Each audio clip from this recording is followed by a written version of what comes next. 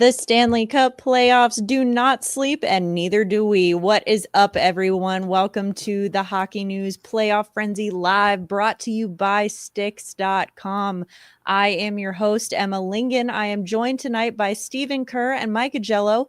We are coming at you live to talk about round 2, game 4 between the Winnipeg Jets and the Dallas Stars. Of course, Dallas takes the win in this one 3-1. They also now lead the series 3-1 as they head back to Winnipeg for game 5. Miro Heiskanen returned. That's a big storyline. He also got a point. Dallas also got another hat trick, but it's not by who you think. Plus, they got some unreal goaltending from Jake Ottinger. We're going to talk about all of that and more.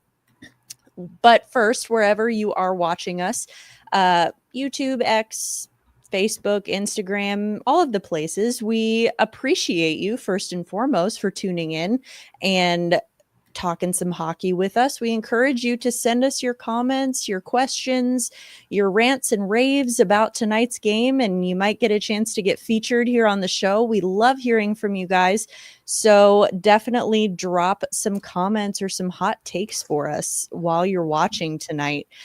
Before we do get into our discussion of tonight's game, though, do want to remind you all that we are brought to you by Sticks.com. Why break the bank on sticks when you can get pro-level composite sticks without the pro price tag at Sticks.com? That's STIX.com. Head there now and gear up. Okay, I mentioned Miro Heiskanen back for Dallas, already on the score sheet. He got an assist in the third period. But I found myself struggling. Mike, I'm going to start with you and see if you can help be the tiebreaker for me here. I could not decide if I were to pick a player of the game, a star of the game for Dallas for this one. Would it be Jake Ottinger, who I think for the first 2 periods stole the game for them, or would it be unlikely hero Mikael Granlund, who got the hat trick, almost had a 4th goal in the 3rd period there, an empty netter? Who would you have to give the edge to here? I mean, it's tough not to give it to Granlund because, he did all the scoring for them. The other Finn, Mikko Rantanen has scored 2 hat tricks, and now Granlund is followed with his own hat trick. But, I mean, Ottinger was incredible. I mean, the lone mistake was the Ehlers goal, and that was sort of like a nice little fake by him. But I thought Ottinger was the difference, and when you juxtapose him against Hellebuck, who gave up that goal to Granlund in the first period, which I thought was a little questionable. We know Hellebuck's record on the road, and it didn't get much better tonight. It didn't. Stephen, what did you think of the goaltending on both sides tonight? Obviously, Hellebuck has been quite the story of this series, but it seemed like, I don't know, it kind of seemed like maybe Winnipeg's defense was maybe doing him a solid and limiting Dallas's shots on goal, especially the first couple periods. But how much do you think goaltending played into this? Well, it certainly did. And really, if you just took the first 1.5 periods, Winnipeg should have won the game. I mean, they were certainly the more aggressive. They were in the Dallas zone a whole lot more. But yeah, Jake Ottinger is the difference. And he got tested pretty early in the game. Velarde got a point-blank chance on him.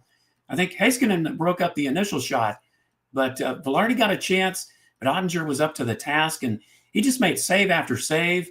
And in the third period, when the Jets got a little more frantic, he had, I'd say, 2 or 3 really good saves and just peppered all throughout the night. So honestly, the Stars certainly would not be as far as they are without Jake Ottinger. And he looks to me like the Jake Ottinger that he was before he had the ankle injury a couple of years ago. Last year everybody's talking about Ottinger doesn't look the same.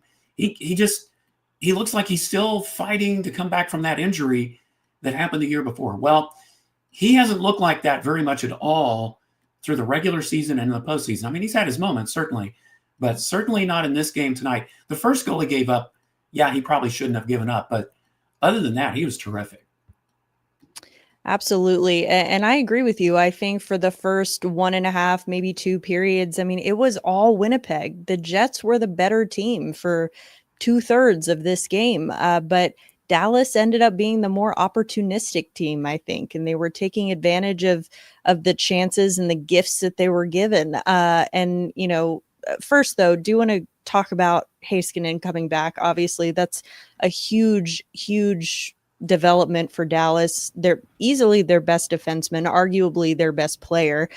He comes back, they end up going 11-7 to kind of that allows him to sort of ease his way back into the lineup when he hasn't played in so long. And so I think he had about 15 minutes of ice time, was able to kind of cycle in and out there with 7D and 11 forwards. But Mike, what did you see from him tonight? I mean, obviously he got the assist on Granlund's third goal, but how much do you think, I mean, we've been talking about it for months now, how much Dallas misses Heiskanen, but how much of an impact did you see from him tonight? Well, I mean, Peter DeBoer was wise. They played 7 defensemen because I think they wanted to spoon feed Heiskanen minutes. I don't think they wanted to load up 20 minutes like he normally, if he was completely healthy, they would normally do. But I think they wanted to make sure, I mean, he was gonna absorb some punishment by the Jets, just to sort of test him out and see if he was completely healthy. He didn't. I think he avoided contact. I think he was a little tentative, but as the game went along, you saw, the natural reaction of a great player. He got the blood flowing and things were working, and then he gets the assist on the power play goal. I mean, he's a great player, and I mean that portends well for the Stars if they get by the Jets because they'll have some rest, and then they'll probably face Connor McDavid and the Edmonton Oilers like they did in the conference final last year, and maybe can exact some revenge against them.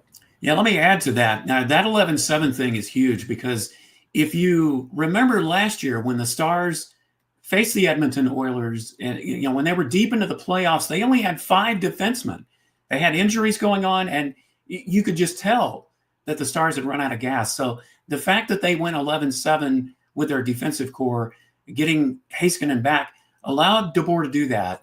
Mm-hmm. And I think that was big. And that is, if he can stay healthy and, add more ice time, that's going to be a huge thing for the Stars if they get deeper into the playoffs, get into the next series. Well, Stephen, the thing that was, that really hurt the Stars, and it was last year, they played Vegas as a wild card. Yeah. And then they played Colorado in the second round. And then they got Edmonton. And Edmonton had the advantage of playing a completely beat down, exhausted Dallas Stars team. Right. If they eliminate Winnipeg in 5 games, that's going to give them a few days rest. Edmonton may eliminate Vegas in 5, but Edmonton, with Stuart Skinner, I put nothing past them in terms of being able to blow this series. But Dallas is in a different position and a much deeper team than they were this time last year. Absolutely, they are. And depth, especially scoring depth, has been something that has always sort of been a hallmark of these Dallas Stars teams for the past several years. I mentioned earlier how Dallas was maybe not the better team in the first 2 periods, but they were the more opportunistic team. Unfortunately for Winnipeg, in the first period, give up Mikael Granlund's first goal of what would end up being a hat trick. He drew the holding penalty from Dylan DeMello, so that gets Dallas on the board with that first goal on the power play. Is a bad penalty and a bad goal to give up for Winnipeg. I think a lot of people were kind of holding their breath here. Okay, how did they respond? And to be honest, I think that the initial response from Winnipeg was actually pretty solid. I mean, they didn't completely unravel there, in the first period, but Mike, I got to ask you first because that we love talking about officiating here, and just penalties in general. One thing, I said Dallas more opportunistic. They obviously got the win. They have, they've got Winnipeg backed into a corner now, but the penalties. Yes, Dallas has the best penalty kill in the playoffs right now, but that's also because they've probably needed to use it more than any other team in the playoffs right now. So obviously it didn't end up costing them the game tonight, but what is your concern level if they continue to take these kinds of penalties? Because I mean, they had Tyler Seguin had a couple, there was Jamie Benn had a really bad one at the end too. I mean, they're not good penalty. I mean, there's never a good penalty, but they're, especially it seems careless, especially in the playoffs when the margins are so thin. I mean, what do you think about Dallas and needing to stay out of the box? Well, it's not hurting them because for some reason a Winnipeg power play that was one of the best in the league is not playing like they're one of the best in the league in this series. I mean, there are sometimes what they would call penalties with purpose. And if you're telling me that Mark Scheifele, who missed the end of the St. Louis series with a concussion, and that wasn't in Jamie Benn's mind when he goes in and cold cocks Scheifele, and that's what he did. I have no proof other than the video evidence. He's trying to concuss this guy again and knock him out. And that's what teams like Dallas and teams like Florida do. The ends justify the means. Do anything you possibly can to win. Jamie Benn is a perfect example of that. He would knock his mother into the boards if it meant winning the game. Steven, what are your thoughts on Dallas and their discipline, or maybe lack thereof? Well, at least, in this case, like we were talking about Ben, at least they were ahead 3-1 and not tied or, barely hanging on. So I think Mike's right about the penalty with a purpose. I think a lot of it's timing. You have to time it. I mean, look at the Oilers game on Monday night where, both teams were throwing their meat around in the first period. It was really physical, and it clearly got into Vegas's head. So it was smart for the Oilers to do that. But, sometimes Dallas can do that and sometimes they can't. Sometimes it gets them into trouble. So at least tonight, it didn't come back to bite them. I mean, Winnipeg's power play, what were they, 2 for 13 coming into this game in the series, and they still didn't get a power play. So, yeah, it's fine for Dallas as long as the other team doesn't become opportunistic and bite them in the butt with it. That's true. If you are just joining us now, again, this is the Hockey News Playoff Frenzy Live. Emma Lingen, Mike Agello, Stephen Kerr here talking about the Dallas Stars with the 3-1 win and the 3-1 series lead over the Winnipeg Jets. We've been talking about special teams a little bit. Obviously, Dallas is doing very well on the penalty kill, which is a good thing because they spend a lot of time in the penalty box, which is maybe not great. But I think if you look at that and then Winnipeg's power play, which has not been up to par, like I think we said that they were 2-13. They were 0 for 3 tonight. They had so many, they had chances. They had plenty of chances. And it wasn't just that, sometimes you can put in a really good shift on a power play and the bounces just don't go your way. But especially that last power play that Winnipeg had, they looked sloppy. They did not look like a team that had one of the best power plays in the league in the regular season. So, Stephen, I'll start with you. What do you think is there anything that has stood out to you about Winnipeg in these playoffs as to what the disconnect could be, why the power play has dropped off so much? Well, it's amazing how different they are from the President's Trophy regular season team. They had the best road record in the NHL during the regular season. Well, they haven't won a road game yet. In fact, they're 0-9 since 2023 in the postseason. So they can't win on the road. And it didn't happen in the game tonight, but there were several other occasions throughout this postseason that when the Jets, they gave up multiple goals within a short period of time. Happened 3 times in the St. Louis series. And it happened in game 3 of this series, of the Dallas series, where they gave up 2 goals 49 seconds apart. So, it's like the Jets forget that, they forget how to play once the regular season is over. And it's these kinds of mistakes, and then the fact that, just mentioned, they were great on the power play, but not in the postseason. What are they, 2 for 16 now? So there are just several things that the Jets are not doing well that they were doing well in the regular season. And to answer Michael Tracos's question here, yes, he'll steal the game. It'll be in Winnipeg. But his record on the road, it's gotten to the point now of some sort of mental block where, I mean, I don't think he played terribly tonight. No. But the first Granlund goal was something that he should stop. The second Granlund goal, he went short side glove and beat him. And then that the was third also a beautiful shot. Yeah, he was faking the pass and then snapped it, and he clearly beat Hellebuck on the glove, which is tough to do because he's got one of the better glove hands in the league. And then he had no chance on the one-timer on the power play. So he wasn't terrible, but that first goal, when they were dominating the first period, and then Granlund scores, that's a dagger. That's a gut punch. It really kills the confidence of your team. So, yes, he can steal a game in Winnipeg, but I have no confidence that he's going to steal game 6 they go back to Dallas. Well, that's what's been so, important for a team like Winnipeg, is having that home ice advantage throughout the playoffs. I mean, it was the difference maker against St. Louis in the first round. And now, it could be helping them out again. But again, it just goes to show that it doesn't matter how hot or cold you are, in the regular season. I mean, Dallas ended the regular season on a 7-game losing streak. So, and look at them now. So it really, everything is a clean slate in the postseason, in the playoffs. Talking about this and being able to win on the road versus at home, and obviously Hellebuck having some very evident struggles here in the postseason, particularly on the road.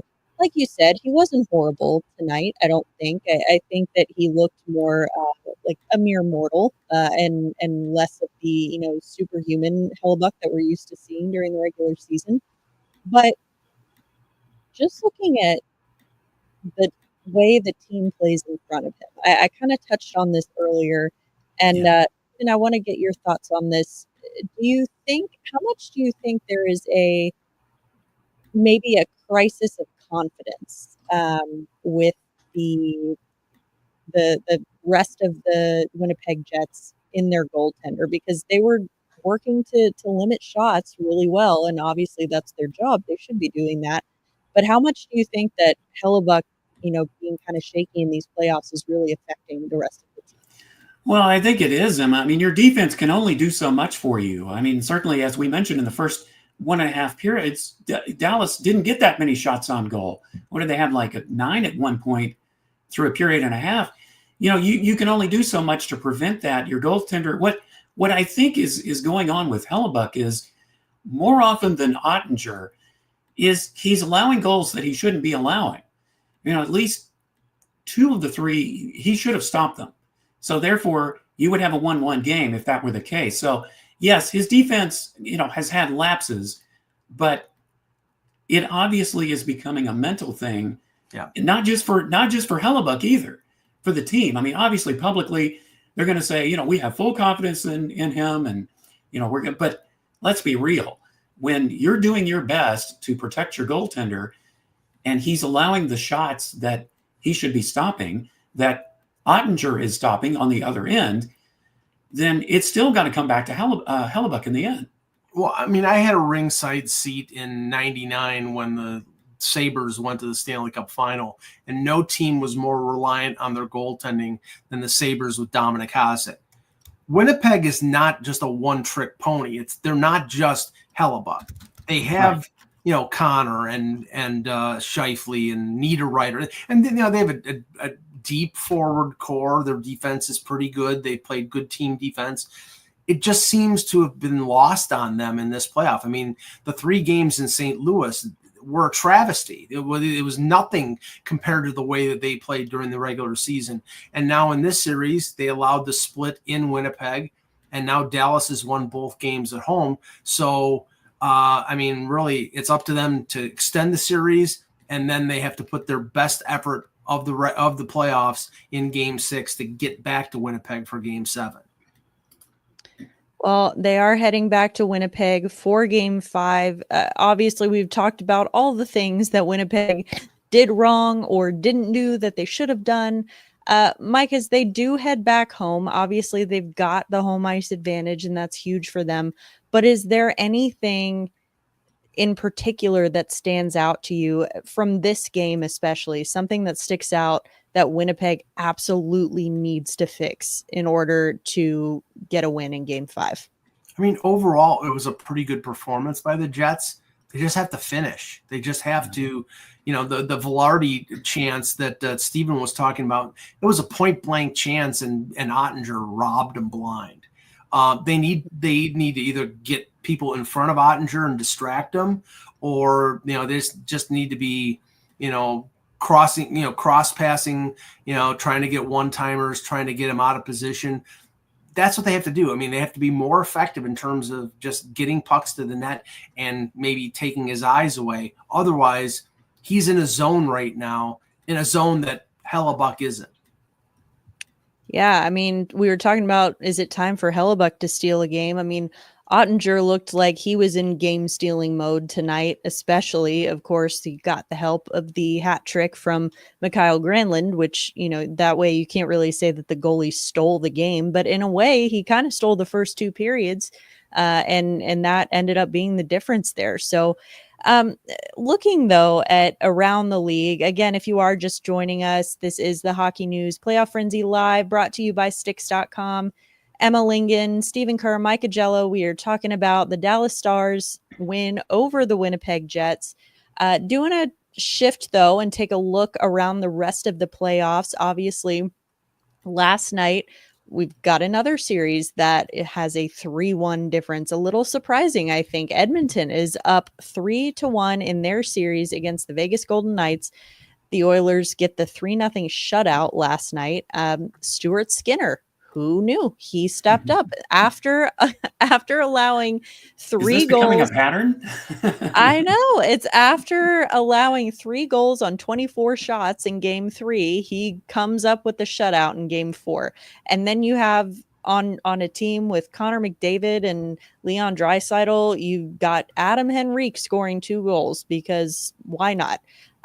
So looking at both of these series, I think maybe a little bit surprising, just based on the fact that Winnipeg was the better team in the regular season. Maybe a little surprising that they are behind in this series, even though they do have a reputation of not really producing in the playoffs. And then looking at Vegas and Edmonton, similar situation there. Steven, I'll start with you. In these 2 series, who do you think has a better chance at launching a comeback, Winnipeg or Vegas? Ooh, that's a good question. Maybe neither. Here's the thing about Vegas. Washington. Yeah, Washington. There you go. Here's the thing about it. I think Stuart Skinner is the difference here. And there was a report that Calvin Pickard is supposed to be out day to day, but it looks like he's going to be out longer. So that means the remainder of this series will most likely rest on Stuart Skinner's shoulders. So to me, that is the key for Vegas to mount a comeback, is if they can get to Stuart Skinner, which is obviously it can happen. It didn't happen Monday night, but it certainly can happen. He's going to feel the pressure. So the question is, can he channel that pressure into getting Edmonton through this series, and hope that Pickard can become healthy soon, so that at least have both of them there. So I would say Vegas. That would be my answer. All right, Mike, what do you think? Stuart Skinner is proof of the old adage, even a broken clock is right twice a day. Yeah. He got a shutout, but nobody in Edmonton feels safe with him in net. So by that, I would say Vegas has the better chance to come back down 3-1. They're going back to Vegas for Game 5. Obviously, they need to win. They need to win out here, but they have 2 games in Vegas, and I think they're capable of winning in Edmonton. It's just, can you corral that dynamic duo? It's not Batman and Robin. It's Connor and Leon. And the thing that Vegas has needed to do in that series, they haven't done. They have not been physical and pounding on those two guys who play 23, 24 minutes a night. Now, with McDavid, it's tough to catch them, but you can. And they haven't laid the body on him. They haven't been physical on him. And in fact, Edmonton has been the more physical of the two teams. Evander Kane is running around like a psycho, and Corey Perry is doing his Corey Perry act. And, Vegas is a bigger team. They should be more physical, but I think what they're afraid of is giving Edmonton power plays and then Draisaitl and McDavid score on the power plays. Yeah, you never want to give a team with McDavid and Draisaitl, you never want to give them an inch because they will take a mile. And I think that, funny, you mentioned Corey Perry, and that made me think back to Henrique again. I thought this was so interesting and kind of funny, but good for him that it was when he scored the 2 goals last night, or when he scored his first goal last night, that I think was his first, it was his first goal of these playoffs. But it had been 13 years since his last playoff goal because he was with the Ducks. And so I thought that was like kind of crazy to think about. But, they are getting scoring from unlikely sources. And that is sometimes what you need in the playoffs. Of course, you need your superstars to be your superstars, but you need to have that depth, as we're seeing or not seeing with Dallas and Winnipeg as well. I know, Mike, we had talked earlier in the series, I think, about Dallas. Maybe it was kind of becoming a joke, but also slightly concerning that Mikko Rantanen was scoring all of their goals. It has been good to see, obviously Mikael Granlund stepping up. But I'm curious, anyone who kind of sticks out to you offensively for Dallas, because we have seen now a couple of these, now 3 of these lopsided games where it's one guy who's kind of doing everything for Dallas offensively. Anyone on that roster who sticks out at you that you think, this is a guy who could really be a series, like a momentum shifter if he can get going on offense for Dallas? Well, Wyatt Johnston is one of the guys who, he's contributed. Everything has sort of fallen by the wayside when it comes to, Rantanen. Yeah, I'll just sit back and watch Mikko Rantanen score a hat trick. It's like, I can take it easy, but he's not going to do that every game. And when he doesn't do it, people need to step up. Jason Robertson hasn't been great since he came back, but you cut him some slack because he was injured in the last game of the regular season. But Wyatt Johnston, the comeback victory against Colorado, it was Wyatt Johnston who scored the game winner. Rantanen scored 2, then he scored the empty net. But it was Johnston who scored the goal. I think it was on a power play. He's a great player, still a young player.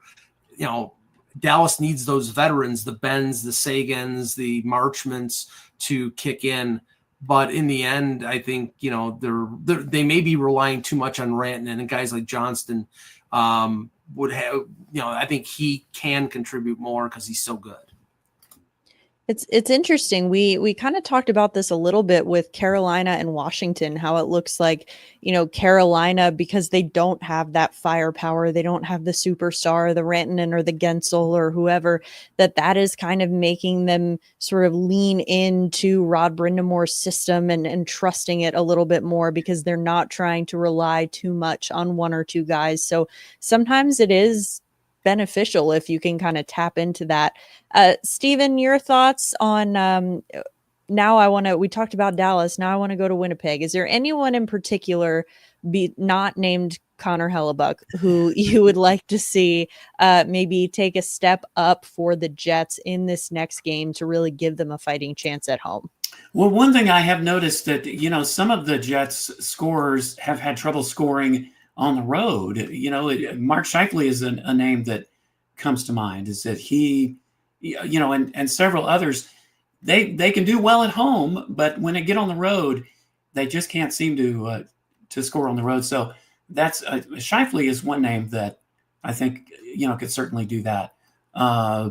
Lowry, he has another one that he got a point tonight, I think, but a number of these guys, when they get home, they can score, but on the road, they have either no points or maybe 1 or 2 points.